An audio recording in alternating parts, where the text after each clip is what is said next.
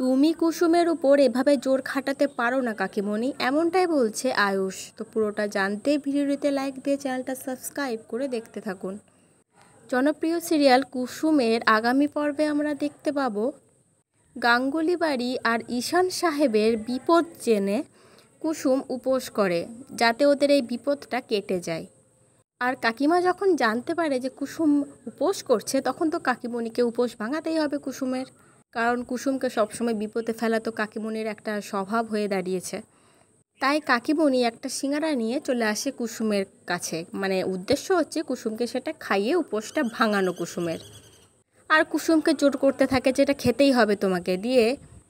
কুসুম তখন বলে, না না ছোটো ম্যাডাম, আমি এটা কখনোই খেতে পারবো না। আর কুসুমের এই কথাটা শুনে মীনাক্ষী তো খুব রেগে যায়, রেগে বলে, কেন খাবে না তুমি, তোমাকে খেতেই হবে। তখন কুসুম বলে, আমার উপোস, আমি কিচ্ছু খাবো না আজকে। মীনাক্ষী তখন বলে, মানে আয়ুষের কাকিমণি, যে আমি যখন তোমাকে খেতে বলেছি তোমাকে এটা খেতেই হবে, আমি ওসব উপোস টুপোস কিচ্ছু শুনবো না। এইভাবে জোর করে কুসুমের মুখের ভেতর ঢোকাতে যায় সিঙ্গারাটা। আর তখন কুসুম চিৎকার করতে থাকে, না ছোটো ম্যাডাম, আমি খাবো না, না না।